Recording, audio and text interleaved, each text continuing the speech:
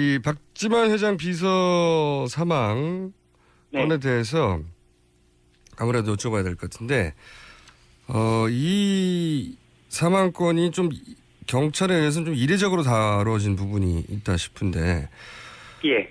이례적인 부분 혹은 좀 특이점, 뭐 의혹이라기보다 특이점들을 좀 짚어주시죠. 먼저 이 말씀 좀 드려야 할 것 같아요. 경찰이 굉장히 많은 관심을 갖고 있고요. 그리고 특히나 혹시나 그 미진함 수사로 지적을 받을까봐 뭐 이러저러하게 이야기를 좀 많이 하고 있습니다. 특히나 진행자께서도 그 미리 심근경색을 말씀하셨잖아요. 예. 그 경찰도 아마 심근경색일 것이다라고 미리 이야기는 하긴 했어요. 아, 그렇군요. 이런 예. 그러니까 요 이야기는 네. 부검 결과가 발표되기 전부터 경찰에서는 심근경색일 거라고 이야기를 미리 했다는 거죠. 부검도 안 했는데. 사실은 이제 그 국과수의 공식 발표와 아니면 네. 국과수에 들어가서 이제 보통 보여지는 모습을 보고 이제 판단하는 모습들도 있지 않습니까? 네. 좀 뭐 그런 모습을 보고 판단했는지 좀 디테일하게는 좀 더 들여다봐야 할 것 같습니다. 하지만 그 정확한 것은 부검 결과가 나오기 전에 아마 그럴 것이다라고 추정을 한 것이죠. 이것을 어떻게 판단을 했냐면 일단 당사자로 알려진 그 비서분이 화장실에서 안방으로 가는 사이에, 그러니까 욕실에서 안방으로 가는 사이에 이제 일이 벌어졌다는 거거든요. 그리고 경찰의 현장 분석 판단으로는 그렇죠. 샤워하고 나오다가 쓰러진 것이다. 예. 그렇다고 본다면 일단 그걸로 봤을 때는 자살로 보이지는 않고요. 그리고 외부 침입 흔적이 없고 이야기하면서 CCTV나 이런 확인했을 때는 흔적이 없고요. 그리고 지금 확인되지 않은 것은 휴대전화 분석이나 이런 건 좀 확인이 안 돼 있는데요. 그걸 좀 더 들여다봐야 하지 않을까 싶은데 지금 경찰로서는 일단은 수사를 더 진행하지는 않을 것으로 그렇게 판단하고 있습니다. 이거와 더불어서 오촌 조카 살인 사건도 재수사 방침은 없다라고 이야기를 하고요. 한 가지도 좀 이례적이라고 말씀을 드릴 수 있는 거는 경찰청장이 직접 나서서 이 사건에 대해서 특이점이 없다라고 좀 언급한 부분도 있습니다. 네, 특이점이 없었으면 하는 바람이 강력히 느껴지는데 경찰청장도 이례적으로 직접 이 사안에 대해서 언급을 했고, 그리고 경찰청장 역시 발표되기 전에, 그러니까 국가수검 결과가 나오기 전에 부검 심근경색이라는 단어를 거론을 하셨어요. 네. 예. 이 부분이 이례적이죠. 보통은 이제 부검 결과를 보고 말을 해야 하는데, 부검 결과가 나오기 전에 심근경색을 미리 화장실에서 나와서 쓰러진 것만 보고 알 수 있는가. CCTV에 침입의 흔적이 없는 것이 꼭 심근경색의 증거는 아니지 않습니까? 네. 뭐 그렇죠. 예. 네. 그거하고 심근경색 의혹을 가질 만한 상황이 아니다. 의혹을 가질 만한 상황이다. 이렇게 정확하게 얘기했습니다. 네, 의혹을 가질 만한 상황이 아니고 문제가 없다는 이야기죠. 그런데 여기서 특이점은 그러니까 경찰이 부검 결과 나오기 전에 이미 심근경색을 얘기했다는 것과 그리고 경찰청장이 심지어는 그 거론을 했다는 것과 그리고 경찰청장이 이 사건에 대해서 그러니까 이상한 점이 없다는 거를 미리 말했다는 것, 뭐 이런 거죠. 예. 보통 이제 조심스럽죠. 보통. 조심스럽습니다.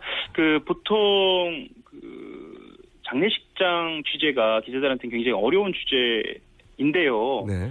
근데 이 유가족들의 태도를 보면서 이 사건의 심각성이나 사건을 바라보는 유가족의 태도를 좀 알 수가 있거든요. 유가족의 특이점도 있습니까? 이례적인? 예. 굉장히 좀 저희들이 봤을 때는 좀 특이한 상황인데요. 네.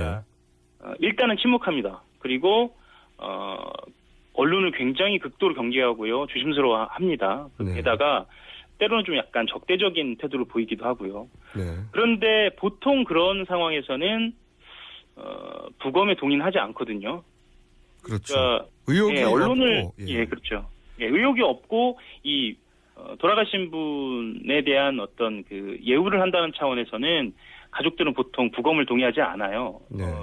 가족들이 의혹이 없다라고 판단을 하면. 그런데 부검에는 동의를 했단 말입니다. 그러면서 언론에 또 이렇게 극도의 경계심을 보이는 걸로 봤을 때는 이 상황이 유족들이 보기에도 좀 석연치 않은 부분이 있다라고 저희들도 좀 보여지고 있죠. 여기 이제 특이점은 부검을 유가족들이 요구할 정도면 의혹이 있고, 그리고 이제 유가족들 사이에 나온 얘기가 건강에 문제가 없다고 했으니까 유가족도 이상하다고 생각하는 부분이 있긴 있는 건데요. 근데 이럴 경우는 보통 적극적으로 언론을 상대하죠.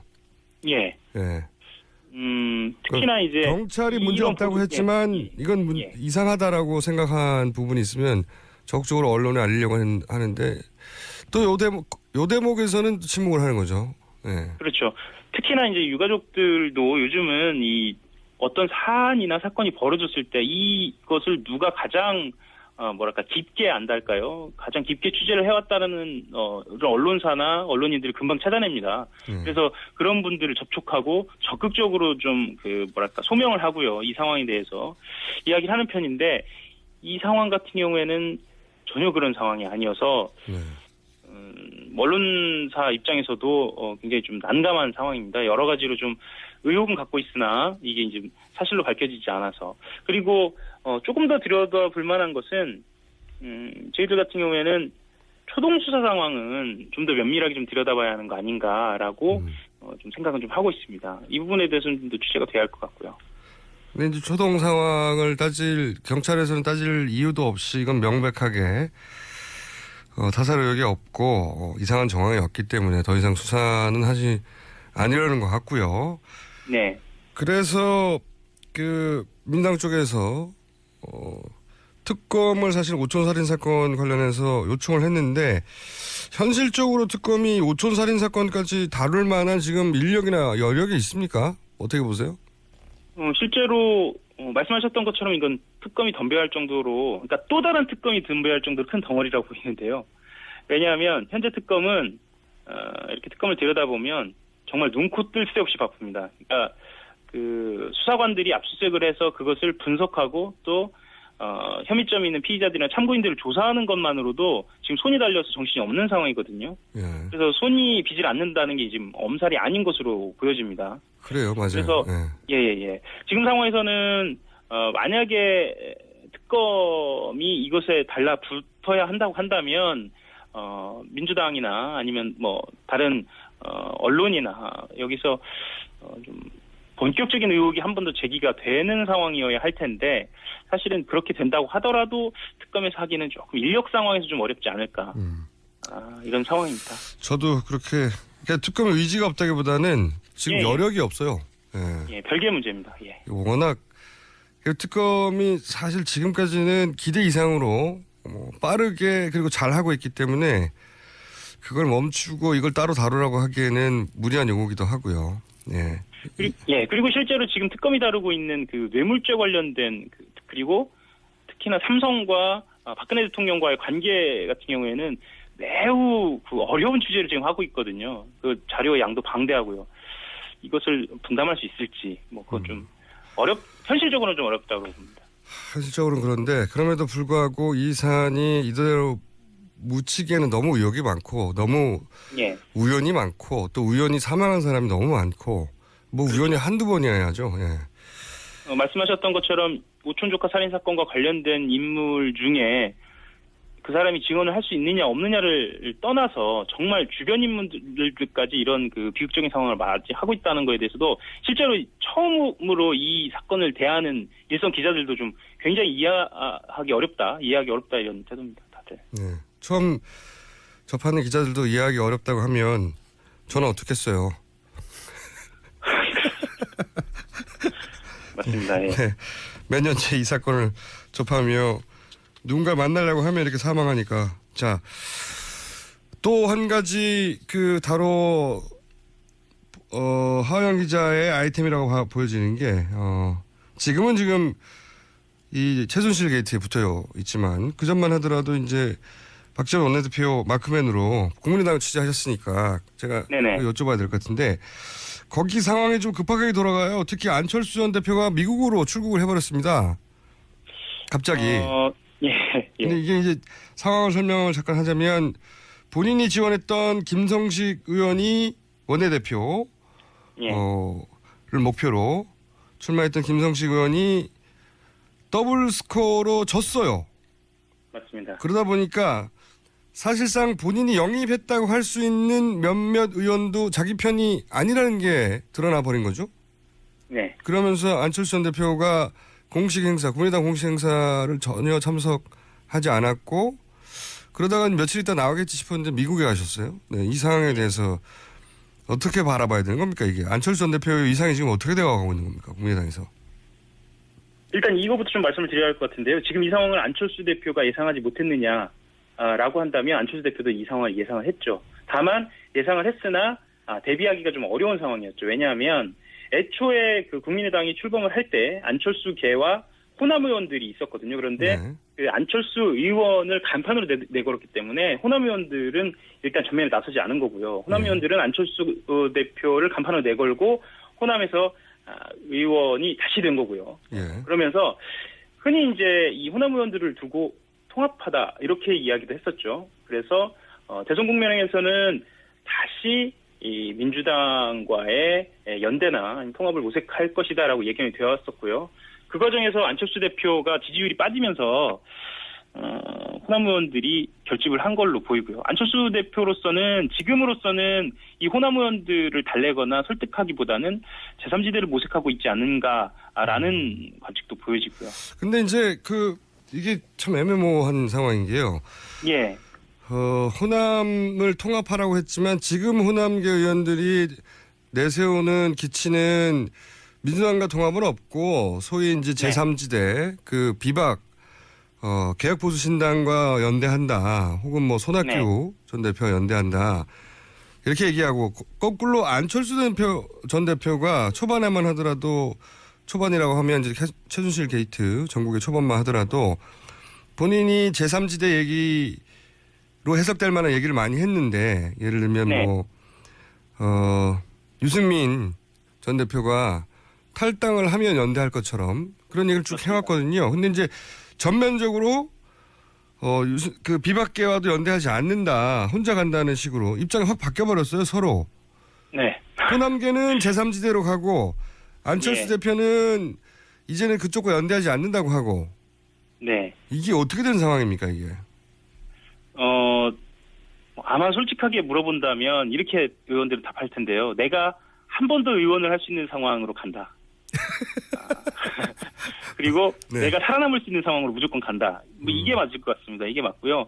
안철수 대표 같은 경우에는 일단 그 지지율이 답보 상태이기 때문에 지금으로서는 다른 카드를 보기가 좀 어려울 것 같습니다. 그래서 일단 미국을 간 거는 15일 날 이제 전대가 있잖아요. 전대 이전에 말하자면 이 안철수계로 불리우는 이 세력을 다시 한번 좀 정비하고 결집하기 위한 그 모양으로 보이고요. 15일 이후에 다른 판이 한 번 또 벌어지지 않을까. 말씀하셨던 것처럼 정말 호남 의원들이 제3지대로 갈 동력이 있는가에 대해서는 시각이 좀 갈립니다. 동력이 있다는 측면도 있고 본인들 내부적으로는 어쨌거나 대선이 가까워지면 문재인 대표 쪽으로 호남 민심이 쏠리게 될 것이고 그런 예상이 있고 그렇게 된다면 원래 예상했던 대로 민주당과의 통합을 모색하지 않을까. 본인들이 이제 대의를 앞세우면서 이런 전망도 있고요. 사실 이제 대선판이 지금 요동칠 것이기 때문에 뭐 좀 두고 봐야지 않을까. 지금 현재 기준으로 보자면 안철수 전 대표 본인이 사실상 만든 당이라고 할 수 있는데 맞습니다. 예. 그런데 당내 주류로 숫자로는 주류라고 할 수 있는 호남계 의원들에 의해서 뭐랄까요 외면당하고 있다 이렇게 말할 수 있거든요.